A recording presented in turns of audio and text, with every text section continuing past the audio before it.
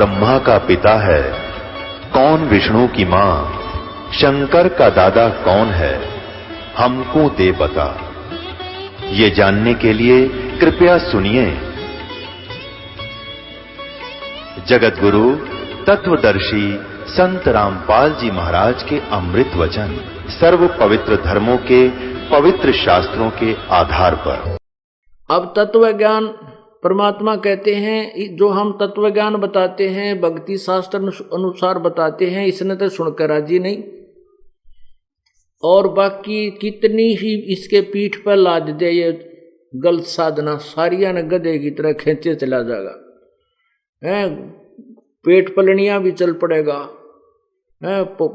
नंगे पैरा भी वहां पहुंच जाएगा, छाले भी पड़ जाएंगे, और कह दे इसने, और खड़ा होकर तप कर ले, पैर सूझ जाएंगे।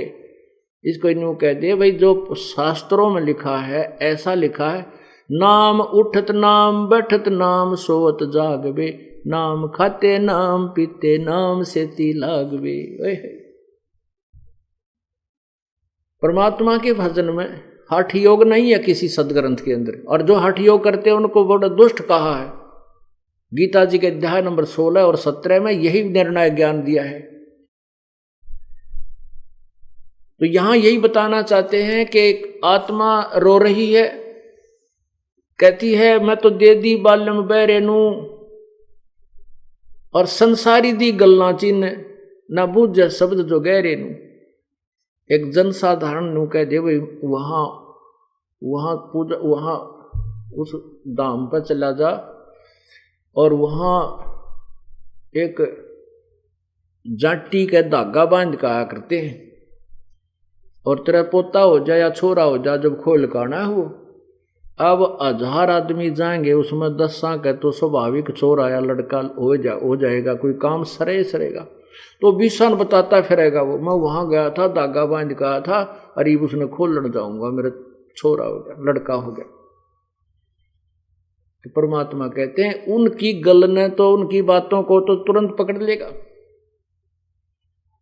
और हम जो ये गूढ़ ज्ञान बता रहे हैं, गहरा शब्द बता रहे हैं, इसको नहीं सुनता। मुर्दों से ती प्रीत लगावे ना, जाने सतगुरु मेरे नू। मुर्दों से ती, जैसे गांव कहीं देख लो, शहर में आसपास कोई बाबा मर गया, उसकी मेडी बना करके, और उसने नाम नमान 5 पीढ़ी तो पूजने लग रहे, उस मरे हुए उस बनाए हुए स्थान को पूजते आ रहे। अब पुण्यात्मा मान लीजिए आपका जो पहले जो बाबा वहां रहा करता कोई संत, और वो अच्छा था, सिद्धि युक्त था, वो काम भी सरते थे उस टाइम, तो अब तो वो है ही नहीं। जैसे कोई वैद्य हो, पहले कोई वैद्य था और वो नब्ज देखता था, रोग की दवाई दे देता था, लोग स्वस्थ हो जाते थे, रोगी स्वस्थ हो जाते थे, बिल्कुल ठीक है। अब वो वैद्य की मृत्यु होगी, उसकी यादगार बना दी, अब वहां जाते हैं, मत्था टेकते हैं, उसकी आरती करते हैं, परिक्रमा करते हैं, और कहें कि ये वैद्य अब हमारे रोग खत्म कर देगा, नहीं। वैसा ही वैद्य ढूंढना होगा जिस वैद्य की इतनी महिमा होगी कि उसको आज तक याद किया जा रहा है। वैसा ही वैद्य जहां जीवित मिले, वर्तमान में जहां वह बैठा है, नब्ज देखेगा, आपको औषधि देगा, और खाने पीने का परहेज आदि आपको बताएगा, उस वैद्य से आपका रोग नष्ट होगा। उस पूर्व मरे हुए, उस मृत्यु प्राप्त वैद्य की उस यादगार पर जाने से, मत्था टेकने से, वहां परिक्रमा करने से आप स्वस्थ नहीं हो सकते। ठीक इसी प्रकार कहते मुर्दों से ती प्रीत लगावे, न जाने सतगुरु मेरे नू। उन मरे हुओं से तो प्यार कर रहा है, और जिंदा जो संत सतगुरु आवाज लगाता है उसको नहीं सुनता, उसकी बात पर विश्वास नहीं करता।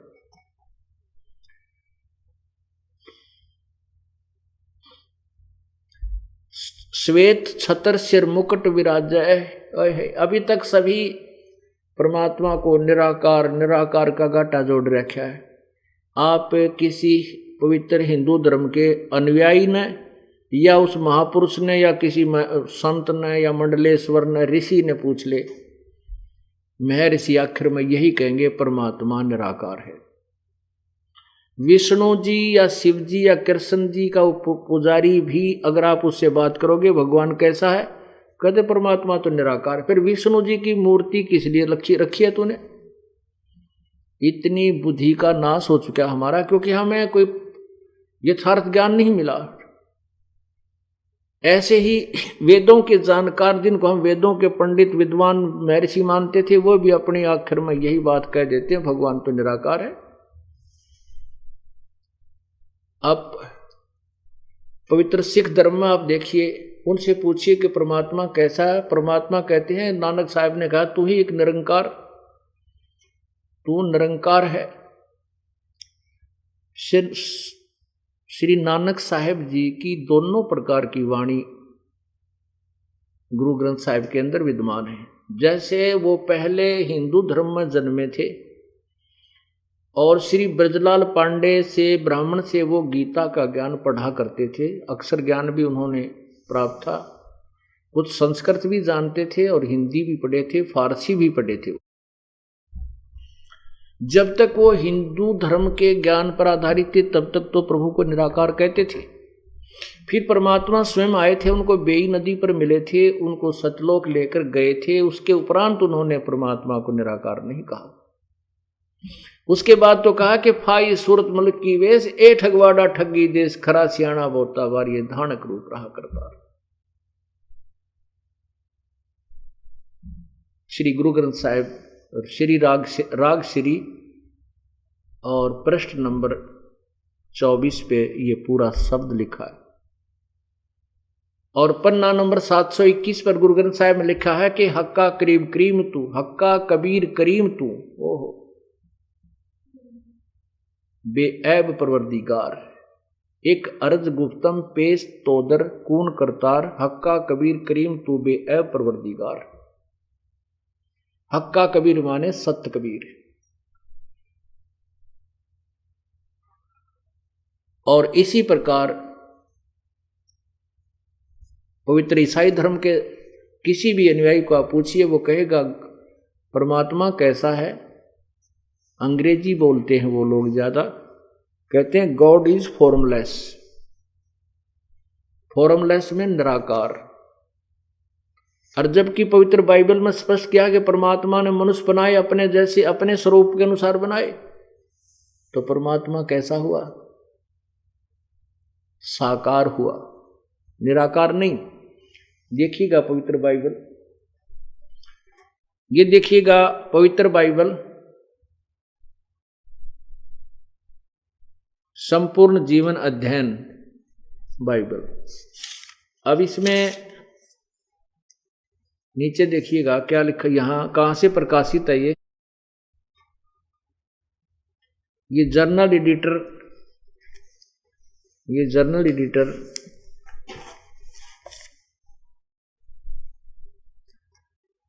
डॉनलैंड सी स्टैम्प्स MADDV। आगे देखिए कहाँ प्रकाशित है, life publishers international, Springfield Michigan USA, printed in India. अब इसके प्रश्न नंबर 4 पर देखें, ये उत्पत्ति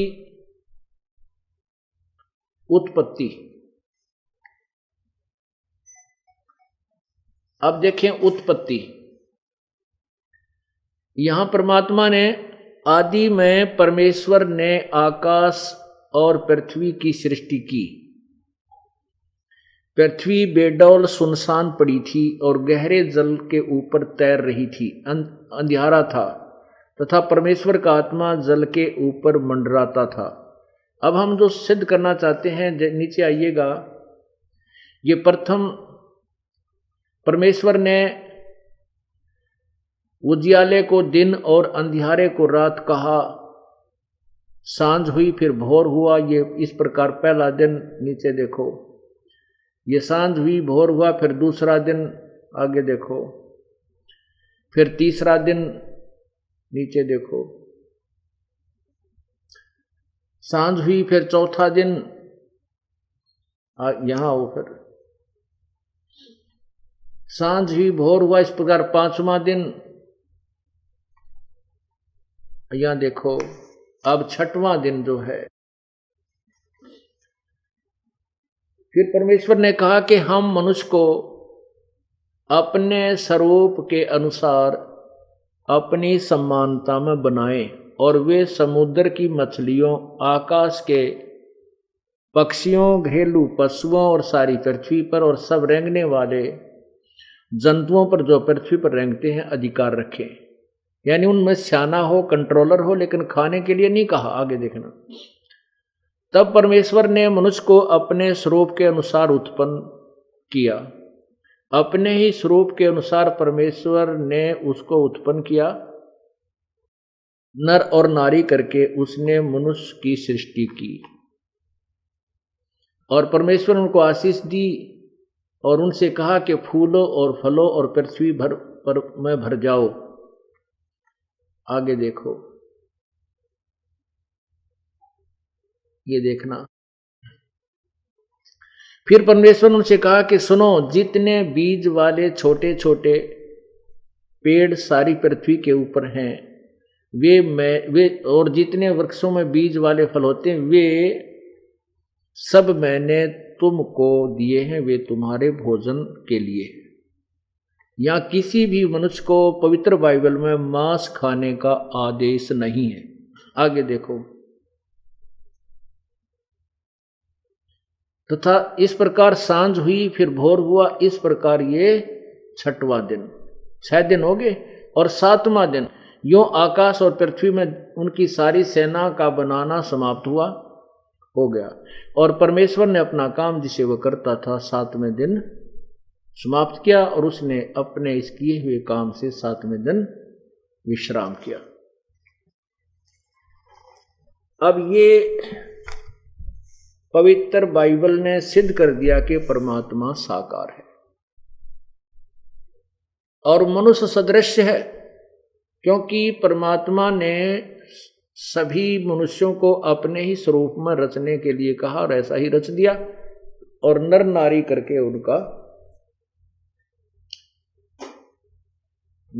करके उनकी सृष्टि की। और साथ में यह भी आदेश दे दिया कि तुम मांस नहीं, केवल फलदार वृक्ष और बीजदार पौधे, यानी जैसे गेहूं, चने, बाजरा, ज्वार, ये खा सकते हो। और भगवान जो पूर्ण परमात्मा है, वो पूर्ण परमात्मा ने 6 दिन में सृष्टि रची, 7वें दिन अपने तख्त पर जाकर आराम किया। उसके बाद यदि पवित्र बाइबल में कहीं मांस खाने का आदेश है तो पूर्ण परमात्मा का नहीं, वो किसी और देव का है और वो उसका अनुसरण नहीं करना हमने। जैसे जैसे एक उदाहरण देते हैं कि एक व्यक्ति की किसी थानेदार से दोस्ती थी, थानेदार से, एसएचओ से मित्रता थी। उस व्यक्ति ने अपने मित्र एसएचओ यानी थानेदार से कहा कि मेरा पड़ोसी मुझे बहुत तंग करता है,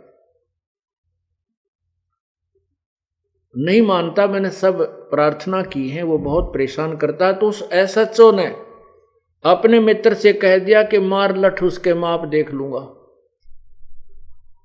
अब उस व्यक्ति ने अपने एसएचओ, उस थानेदार मित्र के आदेश का पालन करके अपने गवांडी के, अपने पड़ोसी के सिर में लठ मारा, लागते वो मर गया, मृत्यु होगी। अब उसने संविधान तोड़ दिया राजा का, एक अधिकारी के कहने से। राजा का अधिकार था कि राजा का जो कानून है, नियम है कि यदि कोई किसी की हत्या करता है तो उसको सजाए मौत होती है। दी जाती है। अब उस नालायक ने, उस अनजान ने अपने एक अधिकारी मित्र के आदेश का पालन करके राजा के नियम का भंग कर दिया, तो जिस कारण से उसको सजा मिली, सजाए मौत हुई। राजा का संविधान था, राजा का संविधान है कि कोई किसी की हत्या करता है तो उसको सजा मिलेगी या 20 साल की सजा होगी, कैद होगी। और उसके मित्र थानेदार ने उसको कह दिया मार लठ माप देख लूंगा, तो उसका आदेश पालन करने से राजा का संविधान तोड़ दिया, उसको सजा मिली। ठीक इसी प्रकार पवित्र सदग्रंथ, जैसे पूर्ण परमात्मा यानी भगवान का आदेश है कि किसी भी प्राणी को, किसी भी मनुष्य ने कोई मांस नहीं खाना, केवल फलदार वृक्ष तुम्हें दिए हैं और बीजदार पौधे, नथिंग एल्स। और यहां तक आगे लिखा है इसी में कि जितने भी प्राणी हैं उनके भी मांस खाने का आदेश नहीं है, वो भी घास वाले पौधे, ये छोटी छोटी झाड़ियां आदि ये खा सकते हैं। पुण्यात्मा, सतयुग में शेर भी मांस नहीं खाते थे। प्रारंभ में जब सतयुग प्रारंभ होता है, वो इतने अच्छे वृक्ष होते हैं उस समय कि पंजे मार करके, कुछ ऐसे पेड़ हैं जिनमें से बहुत अच्छा शरबत जैसा पदार्थ निकलता है, उसको शेर आहार किया करते थे। अब उनका परमानेंट आहार मांस बन गया। आप देख लीजिए, हमारे पवित्र हिंदू धर्म के अंदर कोई भी मांस छूता नहीं था, और मुसलमानों को हिंदू धर्म के श्रद्धालु इसलिए बुरा मानते थे कि वो मांस खाते थे। अब हिंदू धर्म में मांस शायद सबसे ज्यादा खाने लगे। ऐसे ही पवित्र सिख धर्म के अंदर कोई मांस आहार नहीं करता था, और किसी भी सदग्रंथ में या किसी गुरु ग्रंथ साहिब में कहीं पर प्रावधान नहीं है, बल्कि इसके मांस खाने वालों को महापामर प्राणी कहा है। और अब देख लो, मेरे ख्याल में सिख धर्म सबने माफ कर गया मांस खाने में। अगर और समय में 100-200 वर्ष के बाद कोई ये कहेगा कि हमारे पूर्वज श्री नानक जी और वो 10 बादशाह कभी मांस नहीं खाते थे, कोई नहीं मानेगा। इसी प्रकार सतयुग में शेर मांस नहीं खाते थे प्रारंभ में। मनुष्य का तो कहना ही क्या है। तो यही समझ लेना चाहिए कि परमात्मा जो पूर्ण ब्रह्म है, उसने 6 दिन में सृष्टि रची और इस काल के को संभाल दी इसकी, और आप सतलोक में जाके विराजमान हो गया, अपने तख्त पर बैठ गया। अब इसी का प्रमाण पवित्र कुरान शरीफ देखिए, सूरत फुरकानी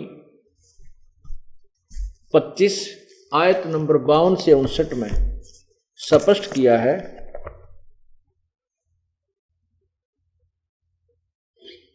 ये देखिएगा, कुरान शरीफ, पवित्र कुरान शरीफ,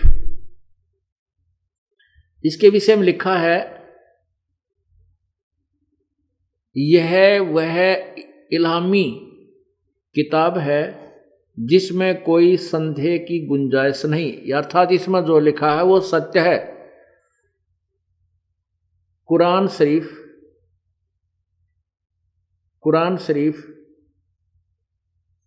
नीचे लिखा है, ये मुतरजम बहराइशिय अनुवाद स्टीपन, ये इसका अनुवाद है। शास्त्रीय अरबी पद्धति पर नागरी लिपि में रूपांतर नंद कुमार अश्वथी। आज नीचे देखिए, शेरवानी संस्करण, ये कहाँ से छपा है? प्रकाशक हैं लखनऊ किताबघर, मौसम बाग, सीतापुर रोड, लखनऊ। अब इसका देखिएगा, यहाँ पर ये है सूरत फुरकानी,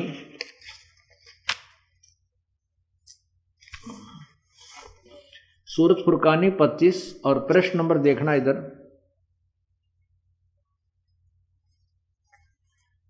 604 पे नीचे आइएगा। पहले हम ये संस्कृत ये देखते हैं फारसी। ये आयत नंबर 51 देखिएगा, फला तुतियल काफिरिन व जिहादम बही जिहादन कबीरन, ये कबीरन शब्द 52 में। इसका अर्थ क्या किया है इन्होंने, नीचे देखिएगा, हिंदी किया है इन्होंने खुद ही, नीचे देखो, नीचे यहां इस 52 का हिंदी किया है, 51 का हिंदी किया है। तो ए पैगंबर, तू काफिरों का कहा न मानना,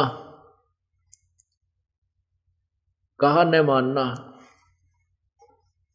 और इस कुरान की दलीलों से उनका सामना बड़े जोर से करो। इन्होंने कबीर का अर्थ बड़ा कर दिया। इसमें क्या कहा है कि कुरान शरीफ बोलने वाला अल्लाह, जिसको हजरत मोहम्मद जी यानी मुसलमान धर्म के प्रवर्तक श्री हजरत मोहम्मद जी कह रहे हैं, हजरत मोहम्मद जी को उसका अल्लाह जिसको वो खुदा मानते हैं, वो कह रहा है कि ए पैगंबर हजरत मोहम्मद, तो इन काफरों का कहा ना मानना। ये कबीर पर जो मैं तेरे को कुरान शरीफ के अंदर जो वचन बोल रहा हूं, इन पर विश्वास करना। और वो कबीर परमात्मा है, उसके जो मैं कह रहा हूं वो कबीर परमात्मा है, उसके ऊपर विश्वास करना। इन काफरों का कहा ना मानना, क्योंकि ये कबीर को भगवान नहीं मानते। फिर 53, 54, 55, 56, 57, 58, 59 तक ये कहा है कि ये वही परमात्मा है, ये कबीर वही परमात्मा है जिसने जमीन और आसमान के बीच में जो कुछ भी है उसको 6 दिन में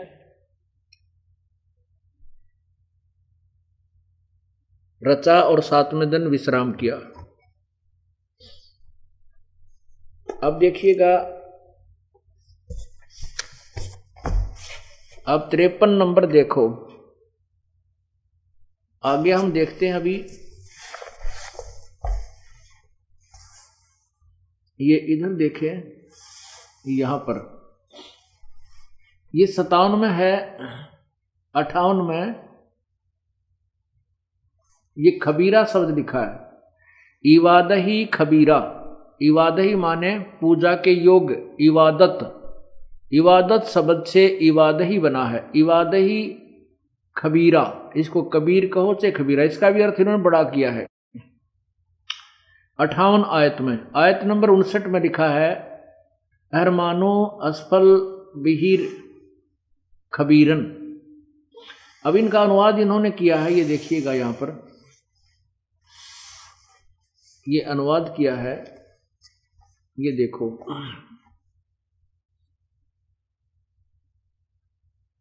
ये अब 57 का जो 58 में देखो, ए पैगंबर हजरत मोहम्मद का खुदा कह रहा है, ए पैगंबर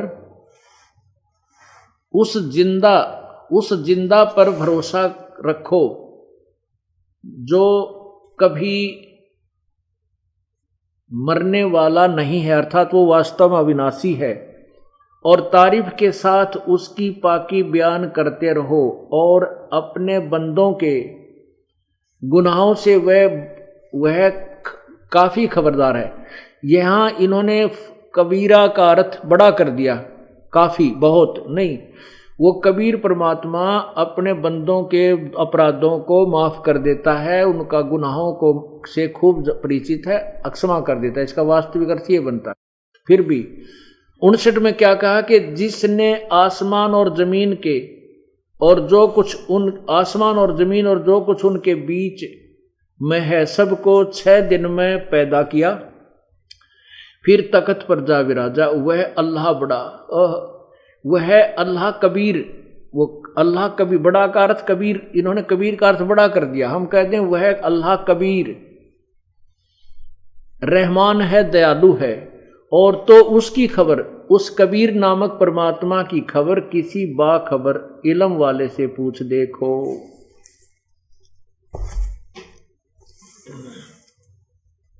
अब इससे क्या सिद्ध हुआ?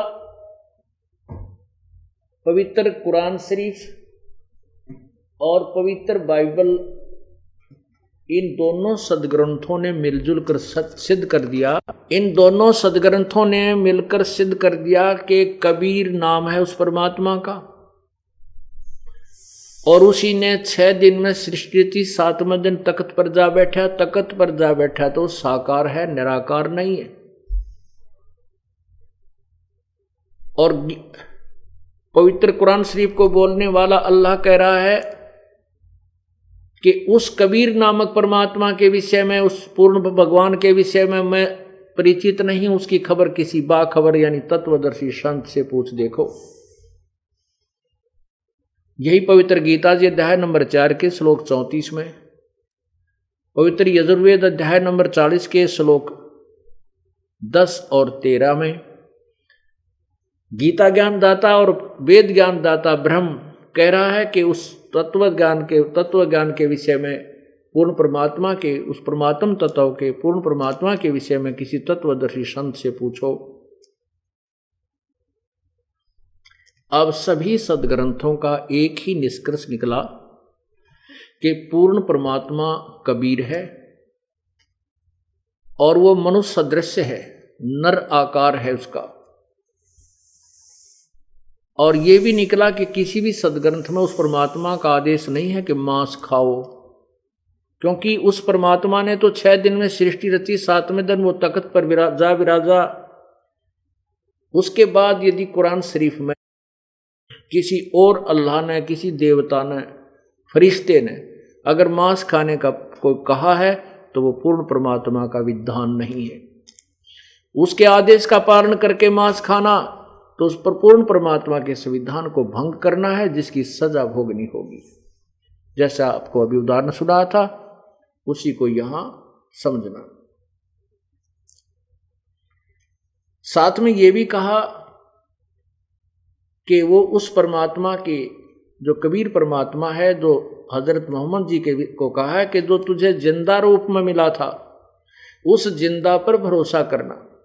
जिंदा महात्मा, मुसलमानों में जिंदा महात्मा होते हैं, एक सिर के ऊपर काला टोप पहनते हैं, नीचे चोटे वाला गोल गोल सा, और एक पूरा ओवर कोट पहनते हैं जो घुटनों से भी नीचे तक का होता है, और एक अपना कच्छा पहनते हैं। तो उसको जिंदा महात्मा कहते हैं और वो परमात्मा जिंदा महात्मा के रूप में मिलता है। हजरत मोहम्मद जी को मिले थे कबीर परमात्मा कहते हैं, हम मोहम्मद को वहां ले गए हो, इच्छा रूपी वहां नहीं रहो। उल्ट मोहम्मद महल पठाया, शरीर में भेज दिया और गुज बीरज एक कलमा लाया। रोजा बंग नमाज कही रे और देई रे और बिस्मिल की नहीं बात कही रे। कहते हजरत मोहम्मद ने भी मांस खाने के लिए या किसी गौ या बकरे को बिस्मिल करने के लिए नहीं कहा, हाँ रोजा और नमाज करने की तो उन्होंने कहा। और साथ में ये बताते हैं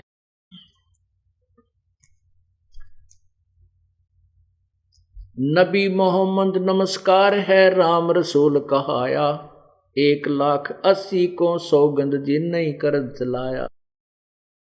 अरस कुरस पर अलय तकत है, खालक बिन नहीं खाली, वो पैगंबर पाक पुरुष थे साहिब के अब्दाली। वो 1,80,000 पैगंबर, 1,80,000 अनुयायी हुए थे हजरत मोहम्मद जी के। कहते उन 1,80,000 को सौगंध जिन नहीं कर चलाया, जिन्होंने कोई भी मांस नहीं खाया। अब इस धर्म को हो गए 1200-1300 वर्ष। अब किसी का यकीन नहीं हुआ कि हजरत मोहम्मद जी मांस नहीं खाते थे। और सिख धर्म को देख लेना, जब 1000-1200 वर्ष हो जाएंगे कोई भी नो नहीं मानेगा कि नानक साहब जी मांस नहीं खाते थे। अब पर दस जाएगी कि वो भी खाते थे, नो कहने लग जाएंगे, यानी दंत कथा बन जाए। तो कहने का हमारा भाव ये है कि इस तत्व ज्ञान को बार बार समझाना और कहना उद्देश्य यही है कि हम पूर्ण परमात्मा को और तत्व ज्ञान को, यथार्थ मोक्ष मार्ग को पहचान कर अपना कल्याण करवाएं। अब इनसे दोनों सदग्रंथों ने, तो तीनों सदग्रंथों ने, 3 धर्मों में सिद्ध हो गया कि परमात्मा साकार है। अब आपको यजुर्वेद के अंदर दिखाते हैं परमात्मा सशरीर है। अब ये चारों 3 धर्मों में सिद्ध है, चौथा धर्म आपके समक्ष और प्रस्तुत करते हैं। और सभी धर्मों के जो मार्गदर्शक वर्तमान के, पूर्व वाले नहीं, उन्होंने सही बताया है, वर्तमान के जो मार्गदर्शक हैं वो हमें सच्चाई से परिचित नहीं करा सके। अब देखिएगा यजुर्वेद,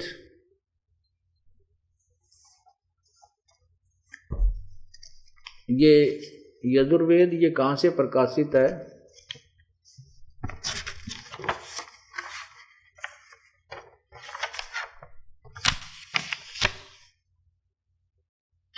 प्रकाशक है सार्वदेशिक आर्य प्रतिनिधि सभा 2/5 महर्षि दानंद भवन, रामलीला मैदान, नई दिल्ली से। और ये कहाँ से मुद्रक? Prince offset printers 1510 Pataudi house, Daryaganj, नई दिल्ली। अब इसमें ये महर्षि दानंद सरस्वती द्वारा अनुवादित है। महर्षि दानंद जी भी परमात्मा को निराकार कहते हैं, जबकि वेद साकार बतावें। ये देखो पंचम अध्याय, पंचम अध्याय आरंभ, नीचे देखो, ये प्रथम मंत्र में 5वें अध्याय के में लिखा, अग्ने तनुरसी विष्णुवे तवा सोमस्य तनुरसी। अग्ने माने परमेश्वर, तनु माने सशरीर, असी माने है। विष्णुवे तवा सोमस्य, सर्व के पालन करने के लिए, तवा माने उस, सोमस्य माने अमर पुरुष यानी भगवान अमर परमात्मा का, विनाशी प्रभु का, तनु माने शरीर, असी माने है। नीचे देखिए अनुवाद महर्षि जी का। सच्चाई को छुपाने के लिए, अपनी अधूरी सोच को परखने के लिए स्वामी दयानंद जी ने कितना अनर्थ किया है। हे मनुष्यों, तुम लोग जैसे मैं जो हवि अग्नि, अग्नि माने बिजली प्रसिद्ध रूप, अग्नि के, तनु माने शरीर के, समान असी माने है। इसकी सेंटेंस की कोई सेंस भी नहीं बनती। ये कहना क्या चाहते हैं स्वामी जी? जबकि सीधा अर्थ है अग्नि माने परमेश्वर और तनु माने शरीर, असी माने है। आगे है तवा माने उस, इन्होंने लिखा है उसको विष्णुवे माने यज्ञ की सिद्धि के लिए स्वीकार करता हूं। जो सोमस्य माने जगत में उत्पन्न हुए पदार्थ समूह की, तनु माने विस्तार पूर्वक सामग्री, असी माने। देख के क्या अनर्थ कर डाला। अब ये देखिएगा इसी 5वें अध्याय के 35वें श्लोक में स्वयं ही कहते हैं कि तनु माने ना, सोम माने परमेश्वर। ये देखो ये 35वां श्लोक है। सोम, ये सोम माने ऐश्वर्य देने वाले जगदीश्वर, सोम। और पुण्यात्मा यहां देखिए फिर सोमस्य, हम इसको सीधा अर्थ कर लें सोमस्य, विष्णुवे तवा सोमस्य। सोमस्य माने उस जगदीश्वर का, तनु माने शरीर, असी माने है। किसी भी डिक्शनरी में उठा के देख ले, तनु माने शरीर, असी माने है। अब इन्हीं के द्वारा अब एक सत्संग के अंदर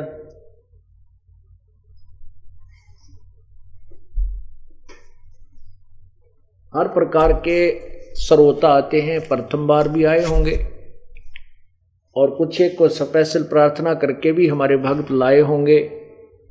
इसलिए उनको भी पूर्ण रूप से समझाने के लिए कि अग्नि माने परमेश्वर होता है। ये स्वामी दयानंद जी ने सत्यार प्रकाश के प्रारंभ में लिखा है कि जहां अग्नि शब्द हो उसको परमेश्वर मानिए। और इन्हीं के आधार से ये देखिएगा, ये यजुर्वेद और सामवेद इकट्ठे ही जल्द किए हैं। यजुर्वेद और सामवेद इकट्ठे जल्द किए हैं। यजुर्वेद का अनुवाद महर्षि दानंद ने किया है और सामवेद का अर्थ एक आर्य समाजी आचार्य ने किया। देखिएगा ये कहां से है? यह प्रधान कार्यालय दानंद संस्थान, वेद मंदिर महात्मा वेद भिक्षु सेवा आश्रम, मुखमेलपुर, दिल्ली। नीचे कहाँ से छपा है ये, मुद्रक कौन है, दान संस्थान नई दिल्ली का प्रकाशन। नीचे लिखो, देखो ये है, प्रकाशक है पंडिता राकेश रानी, अध्यक्ष दानंद संस्थान, 2286 आर्य समाज मार्ग, करोल बाग, नई दिल्ली। इसमें अग्नि माने ये सामवेद में, ये देखिएगा ये सामवेद यहां से प्रारंभ होता है। इसमें प्रथम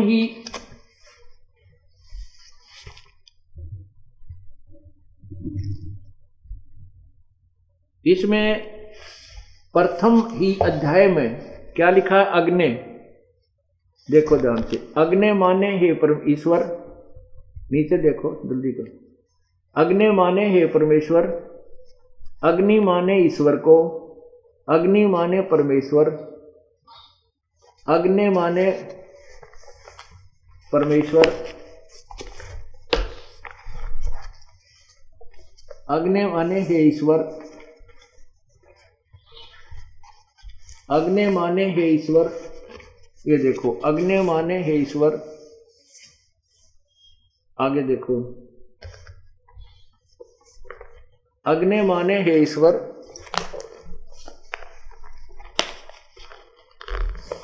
अग्नि माने हे परमेश्वर। आगे देखो इस साइड पर,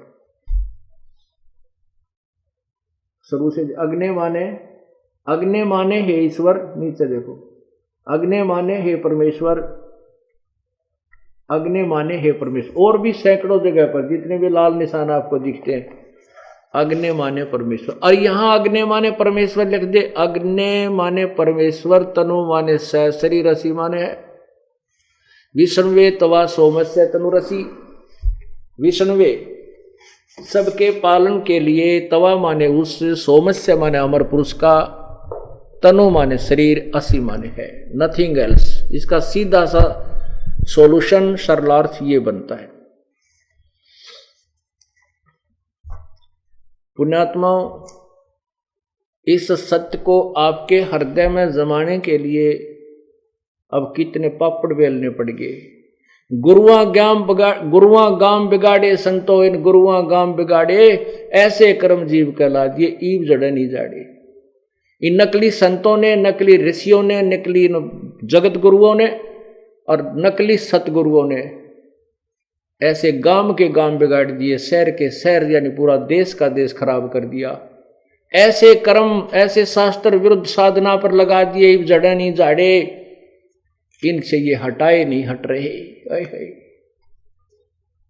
अब इस सबसंवेद कबीर परमेश्वर की अमर वाणी को सिद्ध करने के लिए, कौन सी वाणी को, ओए होए, मत दे दी है बालम बैरेनु, मत दे दी है बालम बैरेनु, मत तो दे दी है।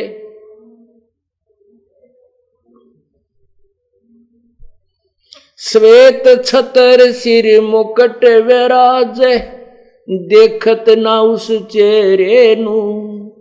श्वेत छतर सिर मुकट विराज, देखत ना उस चेहरे नू। गरीब दासिये वक्त जात है, रोवोगे इस पैरे नू। गरीब दासिये वक्त जात है, रोवोगे इस पैरे नू। मैं तो दे दी है बालम, दे दी है बालम बैरे नू। मैं तो दे दी है।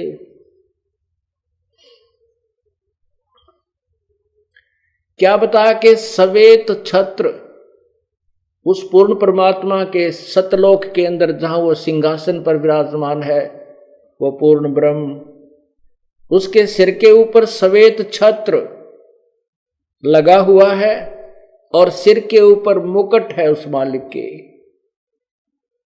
श्वेत छत्र सिर मुकुट विराज, देखत ना उस चेहरे नू।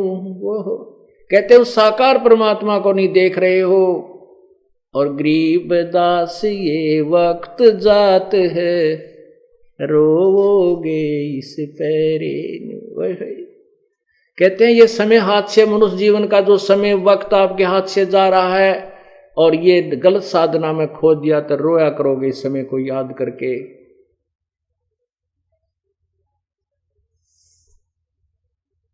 ऊंची थलियां खेती बोवे, ये भूल गए नजर डरे नु। कहते हैं ऊंची थलियों पर, पहले सिंचाई साधन ट्यूबवेल्स वगैरह नहीं थे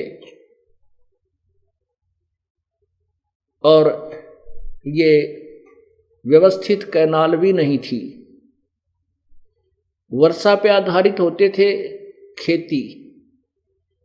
तो परमात्मा क्या बताना चाहते हैं कि उस खेती जो तुम अपने उस डहर होता है उपजाऊ जमीन, झील वाली नीचे स्थान वाली को डहर, और ऊंचे स्थान पर जो उसको थली बोलते हैं।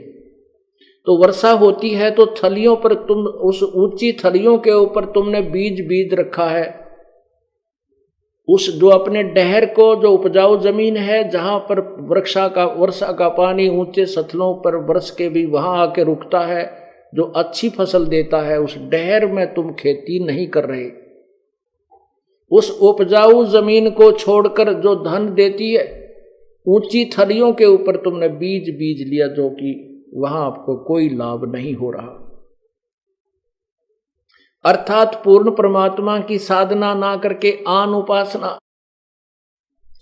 अन्य देवताओं की पूजा पर आप अपना जीवन व्यर्थ कर रहे हो।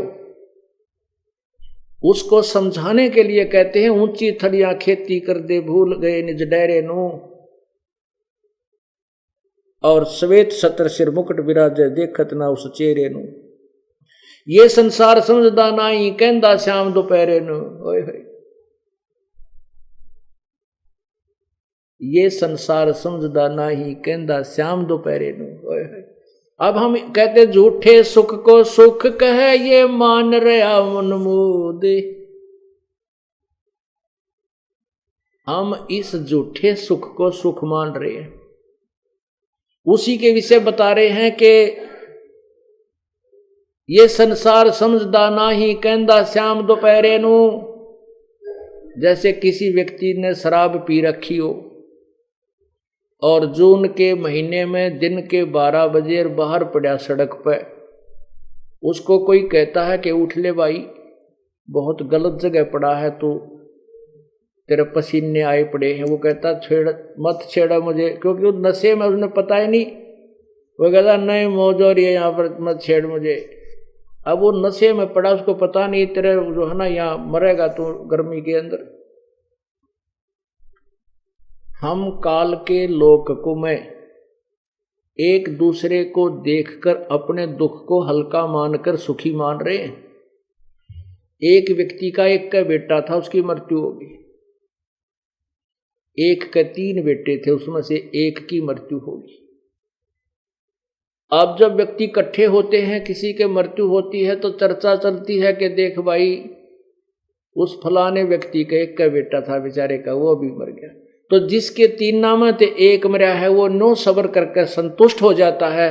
हे परमात्मा, उससे तो मैं सुखी, उसका एक का था बेचारे का, वो भी मर गया, मेरा तो एक का मरा है। अरे तेरा बुलाओ यो।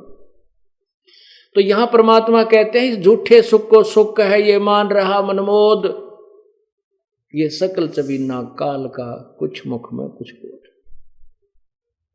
तो गरीबदास जी महाराज परमात्मा कहते हैं, कबीर परमेश्वर की महिमा बताते हुए गरीबदास जी कहते हैं, गरीबदास ये वक्त जाता रोगे इस पैरे।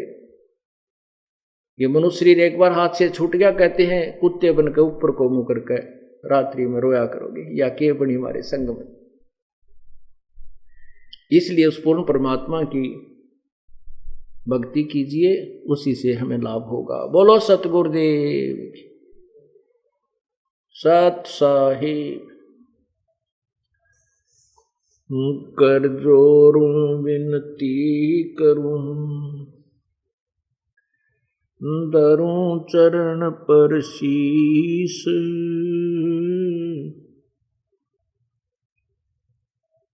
गुरु राम देवानंद जी महाराज ने दियो नाम बख्शीश, कोटि कोटि सिजदा करूं, कोटि कोटि प्रणाम। चरण कमल में राखियो, मैं बंदी जाम गुलाम। जय इब कै सतगुरु मिले,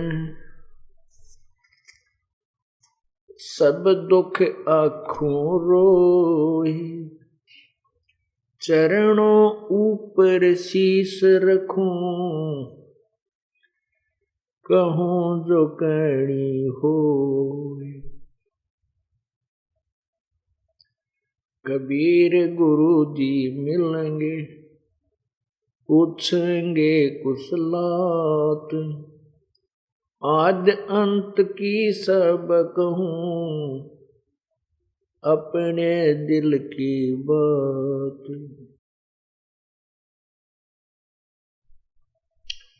गुरु जी तुम ना भूलियो, चाहे लाख लोग मिल जाएं।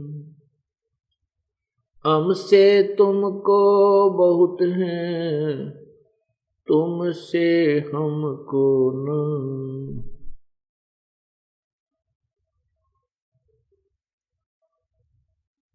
तुम्हारे विसारे क्या बने, मैं किसकी शरण में जाऊं। शिव विरंच मुनि नारदा, तिनके हृदय न समाऊं। बंदी छोड़ दयाल जी, तुम तक हमारी दौड़े। जैसे कागज जहाज का, सूजत और न ठोरी। सतगुरु के दरबार में मेरी थर थर कांपे दे। ना जानो किसी बात पर हमरा टूट न जावे ने। कुत्ता तेरे दरबार का, मोतिया मेरा नाम।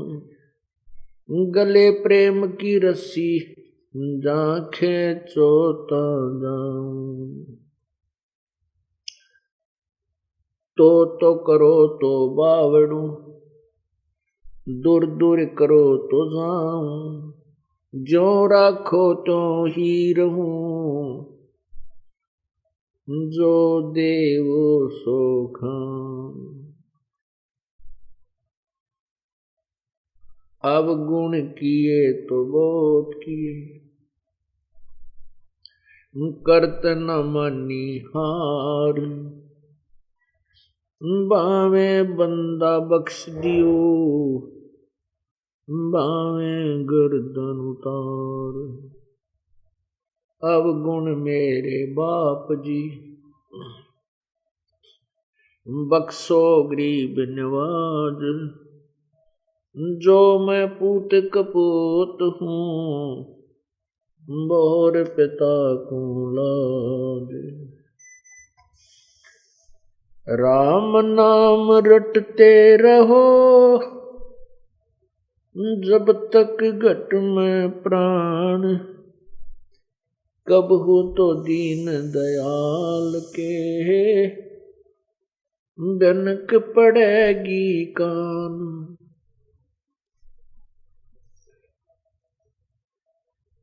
मानुष जन्म दुर्लभ है, ये मिले न बारंबार। तरवर से पत्ता टूट गिरे, वो बोर न लगता डर। मानुष जन्म पाए कर, जो नहीं रटे हरि नाम। जैसे कुआ जल बिना, फिर बनवाया क्या काम।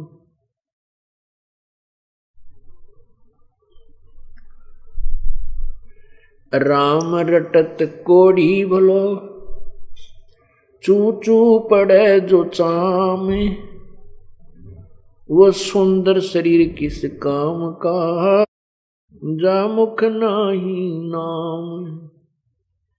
राम रटत दारिद्र भलो, टूटी घर की छान, वो कंचन मैल किस काम के, जहाँ भक्ति नहीं भगवान।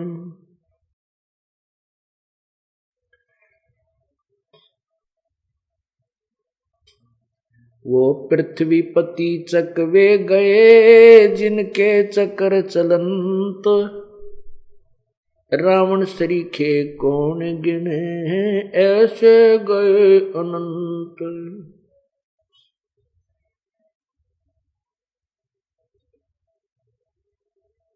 राम रटत कन्या भली, साकट भलो न पूत, बकरी के गल में गलथना, जिसमें दूध ना मूत। परमपिता परमात्मा सारी सृष्टि के रचनार कुल मालिक कबीर परमेश्वर, हम काल जाल में फंसी हुई अज्ञान आत्माओं को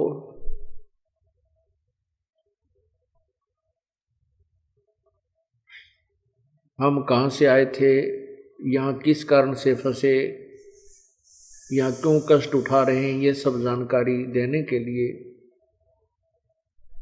स्वयं आते हैं। फिर वो अपना एक तत्व ज्ञान यहाँ छोड़ जाते हैं और फिर अपने संदेशवाहक अपने दासों को भेजकर हमें रह रह कर जगाते रहते हैं। लेकिन हमारे ऊपर इस काल की त्रिगुणमयी माया का इतना दबाव हो चुका है कि हम बार बार जगाने पर भी नहीं जागते हैं। वो परमात्मा हमें रह रह कर समझाता है,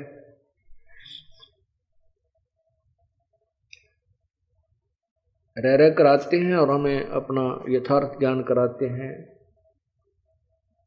हम यहाँ क्यों कष्ट उठा रहे हैं, हम कहाँ से आए थे, हमारा उद्देश्य क्या है यहाँ पर। आज हम बहुत संपत्ति के मालिक हैं, हमारा पूरा परिवार है और ना जाने किन कारणों से और कब किस समय हमारा यहाँ से जाना हो जाए, मृत्यु हो जाए।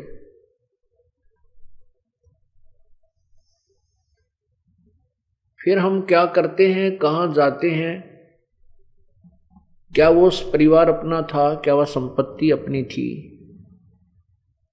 हम इन बातों पर कभी विचार नहीं करते। ये विचार भी परमेश्वर आकर ही कराते हैं कि तुम किस गफलत में सोए पड़े हो, तुमने करना क्या था, तुम कर क्या रहे हो।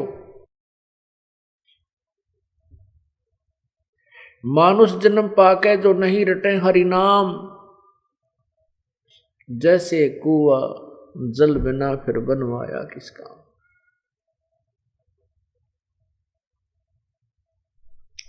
परमात्मा कहते हैं राम रटत कोढ़ी भलो। कोढ़ी जिसको कोढ़ लगा हो, कुष्ठ रोग युक्त व्यक्ति बहुत परेशान होता है और कहते हैं उसका चू चू पड़े जो चाम, उसका कट कट के चाम पड़ रहा है, गिर रहा है। यदि वो भी परमात्मा की भक्ति कर रहा है तो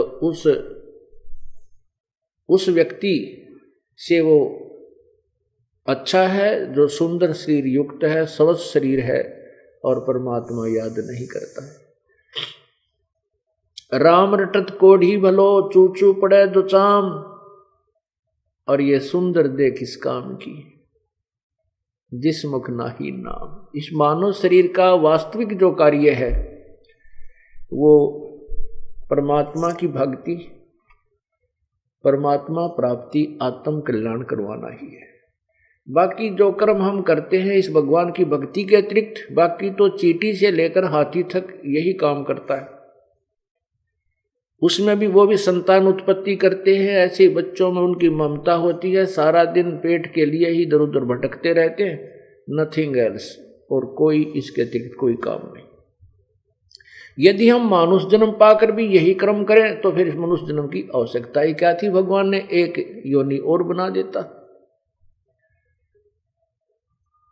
हम इस मनुष्य जीवन के मूल उद्देश्य को भूलकर वही अन्य प्राणियों वाले कर्म ही कर कर अपना जीवन नष्ट कर जाते हैं। इसका कारण यह है कि हमें यथार्थ ज्ञान नहीं मिलता। वैसे तो प्रचारक, उपदेशक, संत की पदवी अपने संत नाम धर के सतगुरु कहलाते हैं। ये बहुत प्रचार भी करते रहते हैं, गांव गांव में ढोलकी पीटते रहते हैं, और भी बड़े बड़े आश्रम बना करके विशेष बनाए बैठे हैं करोड़ों और लाखों की संख्या में, लेकिन उनके पास ना तत्व ज्ञान है, ना उनकी शब्द में शक्ति है, और न ही वो जीव उद्धार कर सकते, न ही वो समाज सुधार कर सकते। जीव उद्धार, आत्म कल्याण और समाज सुधार भी परम संत की ही कृपा से, परमात्मा की रजा से उसके अंदर शब्द शक्ति होती है, तभी संसार बुराई भी त्याग सकता है, त्यागेगा, और आत्म कल्याण भी उसी विधि से होगा। ये ऐसा ही यही कारण रहा है कि पूरे गांव के गांव, देश का देश बिगड़ गया। कोई भक्ति नहीं चाहता, केवल पेट भरने के धंधे में अपना सारा दिन खो देते हैं और उसी को अपना परम करते हुए मान बैठे। क्योंकि हमारे साथ ये बीती हुई कहानी है, अब याद आती है, भगवान ये कैसे बिजली गिरी। हम जिस गांव में दास का जन्म था, जिस परिवार में कहीं रिश्तेदारी में जाते थे, कोई भी राम नाम की चर्चा करने वाला हमने नहीं मिला। अच्छे आदमी थे, भगवान से वैसे बुराइयों से डरने वाले थे, बचे हुए थे। अपना वो इतना ही जानते थे कि अपना कर्म करे, किसी का कोई दुख ना दे, किसी को चोरी ठगी नहीं करे, इतना तो वो बस मानते थे, लेकिन परमात्मा के आसपास नहीं थे। और यदि प्रभु की रजा ना होती तो हम भी उसी टोल में रल गए थे, हम भी उसी में चल रहे थे, उस वही सारी की सारी वही पकड़ जाते, सारी लाइन। ये परमात्मा ने रजा बख्शी, हमारा वो नशा उतार दिया जो माया का हो गया था। अज्ञानता का अंधेरे में हम मोह माया की नींद में सोए पड़े थे। तो ये सब कार्य यही रहा कि कारण यही है कि जैसे गांव गांव में पहले बहुत अच्छे धार्मिक लोग हुआ करते थे, और ये नकली संत कथा भी कराया करते थे। श्रद्धालु गांव के गांव इकट्ठे होकर उनके वचन सुनते थे, लेकिन उनके वचनों से 1% भी असर किसी का नहीं हुआ करता। क्यों नहीं होता था? क्योंकि उनसे न तो कोई संसारिक सुख होता था उन संतों के द्वारा, और न ही उनके शब्द में शक्ति थी, वो कोई विकार भी नहीं छोड़ सकते थे। इसलिए कुछ दिनों के बाद ये नास्तिक होते चले गए। परमात्मा उनके द्वारा बताई गई विधि से कोई लाभ जनता को नहीं हुआ, श्रोताओं को नहीं हुआ, जिस कारण से उन्होंने परमात्मा को भजना ही त्याग दिया कि कुछ नहीं रखा, सब कुछ साधनाएं कर ली, हमें कोई लाभ हो नहीं रहा। इसलिए ये नास्तिक बन गए। नास्तिक भगवान से दूर हो गए, बीड़ी शराब मांस तम्बाकू पीने लगे, चोरी ठगी करने लगे, और चोरी ठगी करके हम धनवान बनने की चेष्टा करने लगे। जबकि परमात्मा की साधना से, भगवान की भक्ति से, विधिवत साधना से हम धनी भी हो सकते हैं, हमारे कष्ट भी दूर हो सकते हैं। वो विधि, वो कनेक्शन, उस पावर का हमें नहीं मिला, जिस कारण से हम भगवान को भूलने लग गए।